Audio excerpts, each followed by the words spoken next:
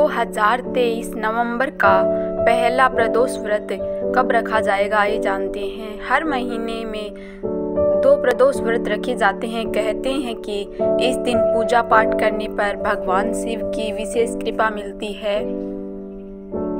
हर माह 2 प्रदोष व्रत रखे जाते हैं। एक प्रदोष व्रत कृष्ण पक्ष में और दूसरा शुक्ल पक्ष में त्रयोदशी तिथि पर रखा जाता है। माना जाता है कि भगवान शिव के लिए प्रदोष व्रत रखना बेहद शुभ होता है और इस दिन पूजा पाठ करने पर साधक की सभी मनोकामनाएं पूरी हो जाती है।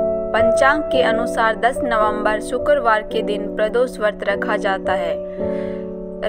रहा है। शुक्रवार के दिन पड़ने के चलते इसे शुक्र प्रदोष व्रत भी कहा जाता है। जानिए इस प्रदोष व्रत में किस तरह की पूजा की जाती है और कैसे भगवान शिव को प्रसन्न किया जाता है।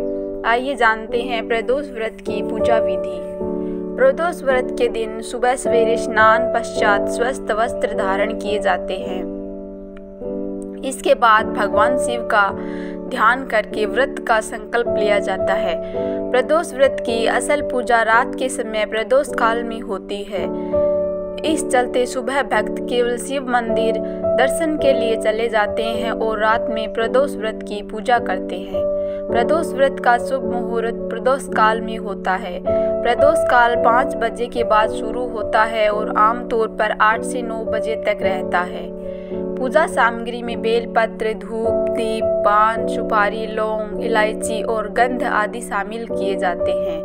व्रत रखने वाले सभी भक्त दिन भर केवल फलाहार सेवन करते हैं। इस दिन न केवल शिव शंकर बल्कि माता पार्वती की भी पूजा की जा सकती है। पूजा सामग्री को भगवान शिव के समक्ष अर्पित करके आरती की जाती है और भोग लगाया जाता है। भक्त पूजा में शिव मंत्रों का जाप भी करते हैं। भोग लगने के बाद सभी में प्रसाद का वितरण होता है और पूजा संपन्न हो जाती है। आइए जानते हैं प्रदोष व्रत का महत्व।